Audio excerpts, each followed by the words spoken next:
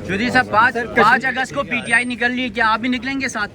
हम साथ हैं, पीटीआई के साथ हैं, कहाँ जा सकते हैं यार। पंजाब की गलियों में आप नजर आएंगे? आपको शक है? सर, कश्मीर इलेक्शन का जो आपकी बाइकाट खामोशी किया बता गया रही था है कि आप सर, निकलेंगे इस हवाले से क्या कहेंगे? पीटीआई का फैसला वो दुरुस्त पार्टी है? का डिसीजन था यार, पार्टी का डिसीजन जो था वो पार्टी का डिसीजन वो के पार्टी साथ। का फैसला था।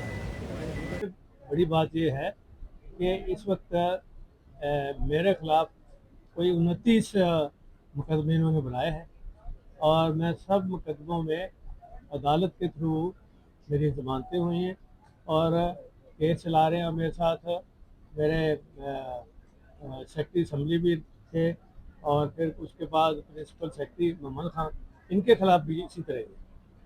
हालांकि इनके खिलाफ भी ये भी कुछ दिन लगा है अंदर। तो कहने का मकसद ये है कि अल्हम्दुलिल्लाह हम खड़े हैं और फेस कर रहे हैं चीज़ों को और हमें आज सुप्रीम कोर्ट में इंसाफ मिला है। जैसे कि अली जफर साहब ने कहा, तो मैं समझता हूँ कि हमारे साथ मीडिया का भी जो है ये बड़ा रोल रहा है।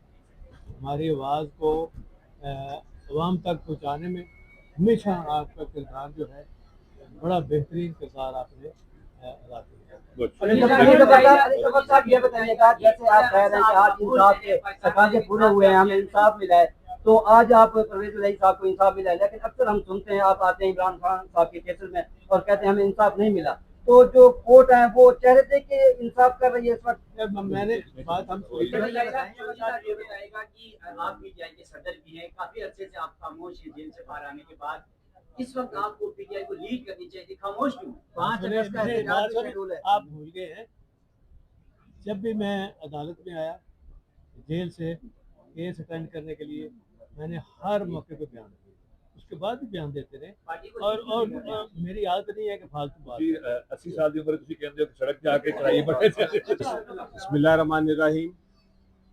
चौधरी परवेज इलाही साहब के खिलाफ एक बहुत ही बेबुनियाद और झूठा मुकदमा बनाया गया था, सियासी मुकदमा था। उसमें किसी किस्म का कोई जवाज़ नहीं था वो मुकदमा बनाने का, लेकिन चूँकि सियासत है इसलिए इनके खिलाफ एंटी करप्शन में एक केस फाइल कर दिया गया।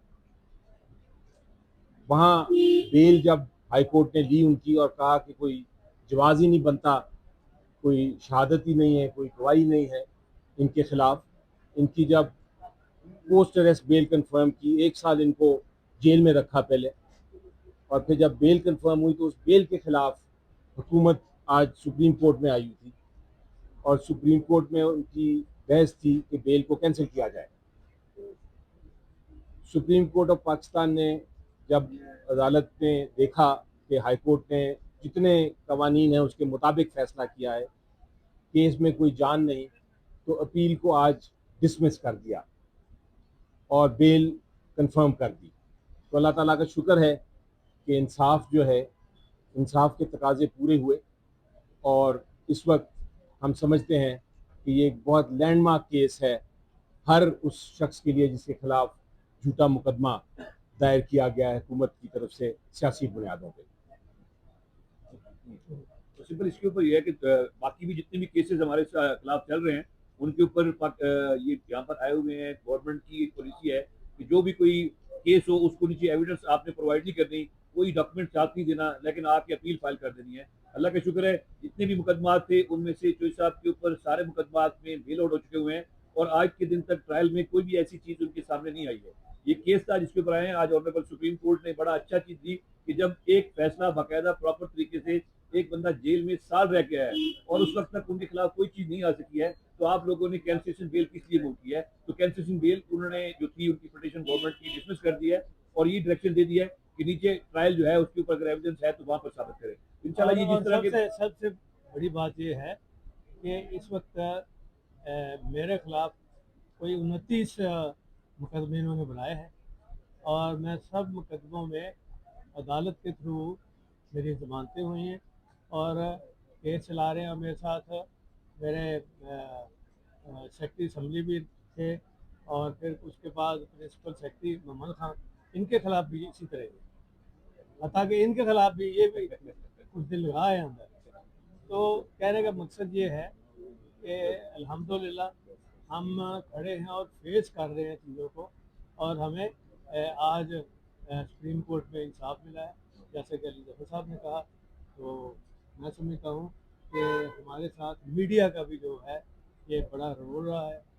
हमारी आवाज़ को अवाम तक पहुँचाने में हमेशा आपका किरदार जो है बड़ा बेहतरीन किरदार आपने अदा किया है।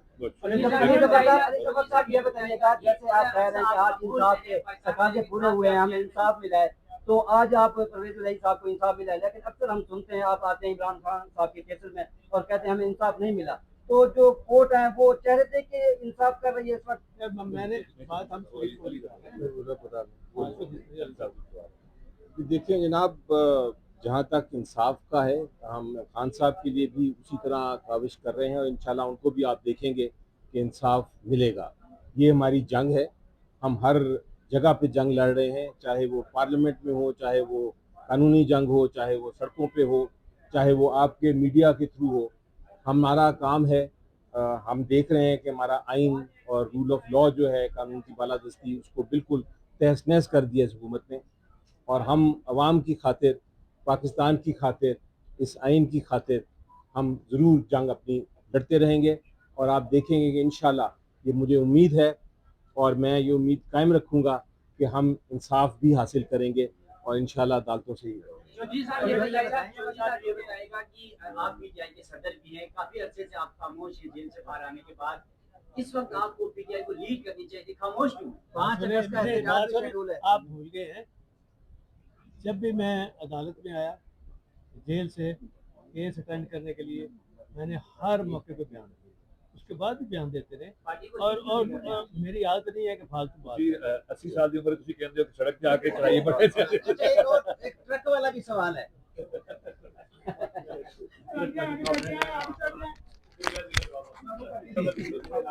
पीटीआई ने जो कश्मीर इलेक्शन का बाइकॉट किया था वो फैसला ठोस था।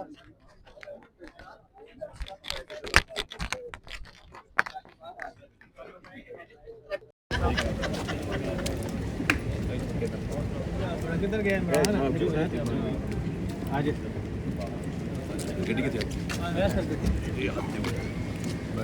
चौधरी साहब 5 अगस्त को पीटीआई निकल रही है, क्या आप भी निकलेंगे साथ? हम साथ हैं, पीटीआई के साथ हैं, कहाँ जा सकते हैं यार। पंजाब की गलियों में आप नजर आएंगे? आपको शक है? सर, कश्मीर इलेक्शन का जो आपकी बाइकॉट किया गया था, खामोशी सर बताइए, इस हवाले से क्या कहेंगे? पीटीआई का फैसला वो दुरुस्त है? पार्टी का डिसीजन था यार, पार्टी का डिसीजन जो था वो पार्टी के वो डिसीजन पार्टी का फैसला था। मैं आ रहा हूँ। अच्छा जी। मैं